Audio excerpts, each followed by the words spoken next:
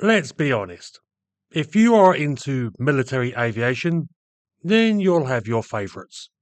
This can lead into an interesting phenomenon where we selectively apply details to either prove such and such an aircraft is the best, or else that it is a piece of junk. A modern example of this I have seen quite a fair bit recently is that the F-35 can't dogfight the much older F-16, and therefore is useless.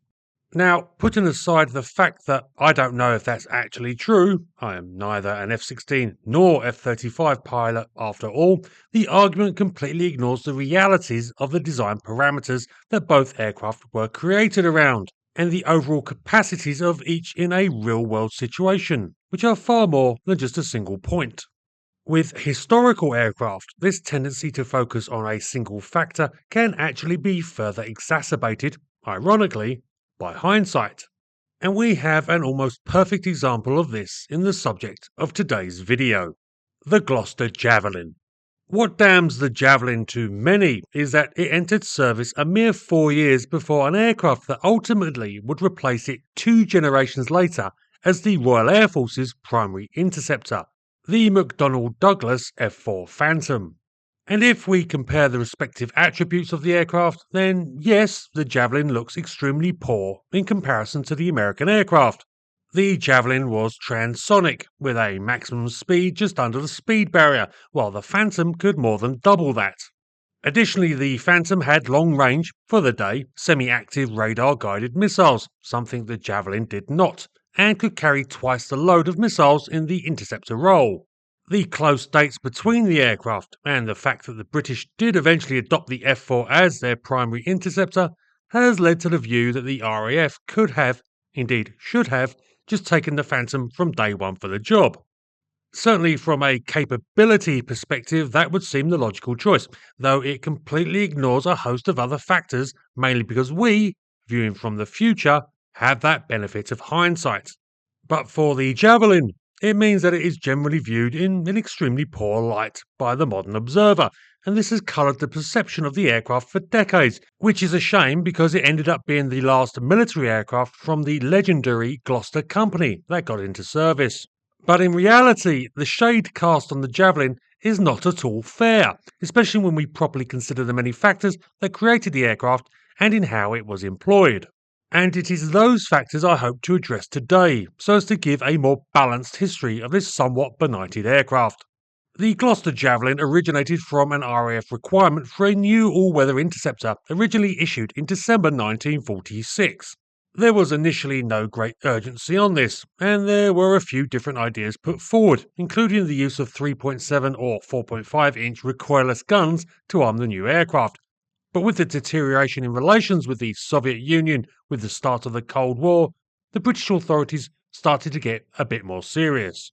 In June 1948, they decided that what they wanted was an interceptor capable of carrying a powerful radar, operating in all weather conditions over the North Sea, be capable of a top speed of at least 600 miles per hour at 40,000 feet, and carry an armament of 4 air-to-air missiles and 4 30mm cannon.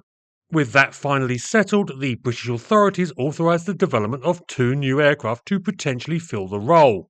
The de Havilland DH-101, which went on to become the Sea Vixen, and Gloster's GA-5, which became the Javelin. The design for what was to become the Javelin started to take shape, with Gloster opting for the use of a huge delta wing, then very much a cutting-edge innovation, and research into which Gloster engineers had recently managed to acquire from captured German development work. The Delta planform was chosen because it was considered the best option for providing maximum stability in bad weather conditions, which was largely the norm over the North Sea that was anticipated to be the aircraft's principal area of operation. In fact, the specification proved a smart anticipation of needs. In 1949, the Soviets initiated their first atomic bomb test, and not long after also began development of a new generation of high-capability bombers that could carry their nuclear arsenal further and faster than the then standard Tu-4. The British wanted to be able to intercept Soviet nuclear bombers as far from their northern coastlines as possible, which, because weather conditions in that area can be truly dreadful, meant that the new aircraft had to be able to successfully operate in essentially zero visibility conditions. However, though the big delta wing might provide stability in flight, this wing form tends to require the aircraft to land nose up, obscuring the pilot's view, which, on a storm-racked airfield in northern Scotland at night, is a recipe for disaster. To get round this, Gloster elected to fit the distinctive and massive T-tail, which was a defining feature of the Javelin and the cause of its nickname in RAF service, the Flying Flatiron. That huge tail served a critical purpose. It allowed the aircraft to land practically horizontally, hugely alleviating the pressure on the pilot when landing in bad conditions. Of course, operating far out at sea, the new interceptor had also be able to locate, track, and then kill its target, which meant that the Javelin was expected to operate largely independently. This meant it would need to carry a substantial radar, which in turn needed a dedicated operator, making the aircraft a two-seater.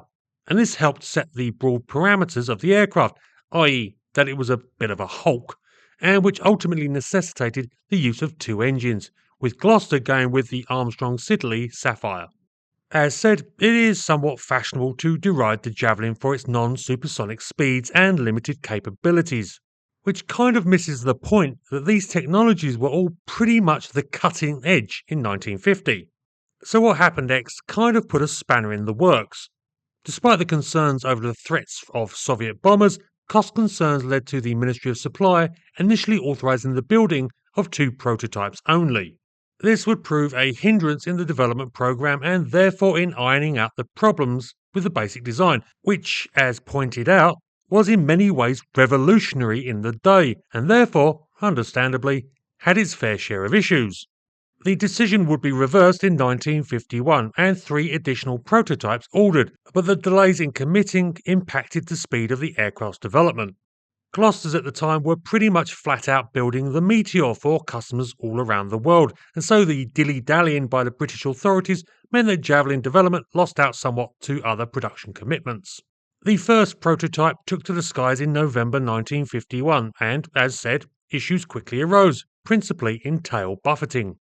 Glosters continued to refine the design as feedback came in, but in July 1952 the aircraft was written off when its elevators tore off, though the pilot was able to just about get the aircraft back on the ground. Less fortunate was the pilot flying the second prototype in June 1953. The big wing of the Javelin meant that at high angles of attack a condition called superstall could occur, where airflow was completely blocked from flying over the ailerons and causing the aircraft to drop like a brick. Ultimately, the issue was integral to the Javelin's design and led to several losses during testing, eventually being countered by installing a stall warning signal which the pilots should never ignore.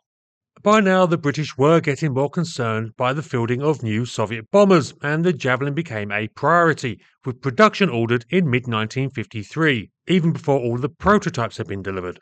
This was a little optimistic as development was still needed, and in July 1954 the people of London made some comment when a Javelin accidentally broke the sound barrier overhead one night.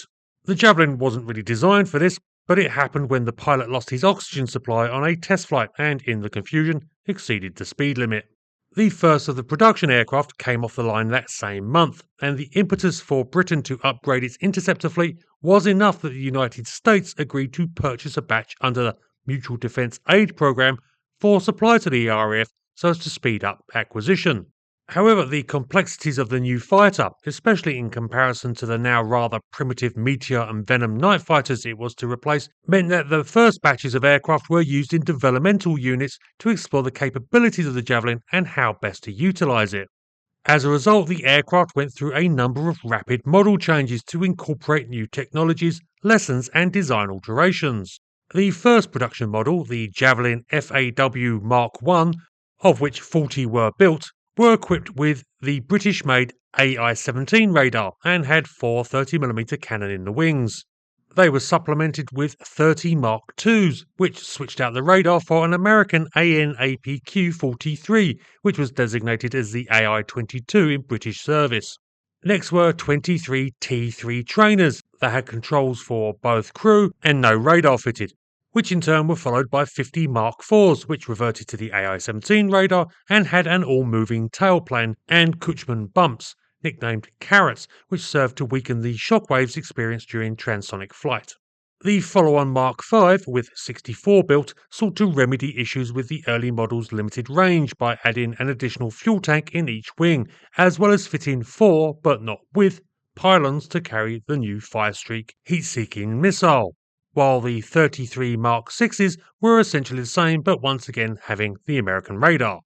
Things really started to come together with the Mark VII, which with 142 built was the most produced variant. Up until this point, the Javelins had been fitted with twin Sapphire SA-6 engines that produced 8,000 pounds of force each, but from the Mark VII onwards, these were changed out for SA-7s that produced 11,000 pounds of force. In addition to this, the armament was revised to 230mm cannon and the proper fitting for the carriage of 4 Firestreaks. This missile was your typically primitive early heat seeker, with an effective range of around 3 kilometers and only really usable for a rear aspect engagement. But against the new Russian bombers coming into service, it was perfect for the Javelin, especially as it could carry a comparatively huge 50-pound warhead.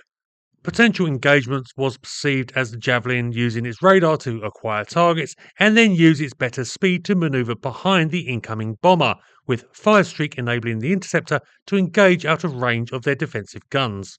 Indeed, the introduction of the Javelin was a revolution for the RAF, again something that gets overlooked by its critics. Because the British interceptor fleet was composed of limited capability first-generation jets, generally conversions of the aforementioned Meteor and Venom day fighters, when the Javelin finally got into regular service in 1956, the British were able to assume responsibility for emergency scramble intercepts, which up until that point had to be covered by the United States Air Force. The final new production variant was the Mark VIII, which got into service in 1959 and which had the engine modified to have a limited reheat capability for high altitude operations. The increasing drag on the airframe from external missiles and fuel tanks meant that this extra boost was needed, and the reheat provided an additional 12% more power above 20,000 feet. In 1960, the Mark VIII was joined by the Mark IX, the final variant, which were earlier aircraft rebuilt to a similar standard as the Mark VIIIs. All told, the Javelin equipped 10 RAF squadrons and, to be frank, did their job in the UK and on global commitments extremely well. While it is often sneered at for its subsonic performance, having a top-listed speed of 710 miles per hour and a maximum ceiling of 52,800 feet, this perfectly fit in with the original requirement. And though not the most agile of performers, which wasn't its intended role after all, it was also reputed to have given shocks on occasion to aircraft engaging it in mock dogfights, where its ability to slam on its air brakes and stay stable meant it could get the better of far nimbler opposition. It was, to be fair, a very competent aircraft of its generation. However, and this is probably where the criticism originates, though in my opinion misguided, that generation was extremely short-lived because of the leaps occurring in both aerodynamics and electronics. For starters, the development of supersonic bombers, typified by such examples as the Soviet Tu-22 blinder, meant that the days of the Javelin's effectiveness were obviously limited. Indeed, even as the Javelin was prototyping, the aircraft that would replace it, the English Electric Lightning, was also starting its trials. Consideration was given to creating more advanced versions of the Javelin, most notably the so-called thin wing variant that was projected to be capable of Mach 1.6, but the indecision in the British government over manned fighter aircraft effectively killed the idea. Despite this, the fact is that the Javelin was the RAF's most competent and effectively its go-to aircraft throughout its service from 1956 to 1968. Its comparatively advanced sensor suite, reasonable speed and range, which was further improved by air-to-air refuelling fitted to some aircraft, meant that the Javelin was deployed to crisis situations all around the globe at short notice as one of Britain's primary conventional military assets. And one of these conflicts saw what could be counted as the type's one and only air-to-air kill, though it is classed as an accident and not credited. In 1963, a confrontation erupted between the newly federated state of Malaysia and Indonesia, with Britain becoming involved in supplying military assistance to the Malaysians. Amongst this were RAF Javelins, and on a stormy night on the 3rd of September 1964, an Indonesian C-130 Hercules that was carrying paratroop infiltrators crashed into the Straits of Malacca while trying to evade interception by a Javelin of No. 60 Squadron. This one incident was essentially towards the end of the day for the Javelin, which, as said, was gone from service by 1968. With its 12-year service lifespan and sedate performance, I suppose it is no wonder that the Javelin is subject to a bit of ridicule. But as is often the case with these transitional aircraft, that really doesn't do it justice.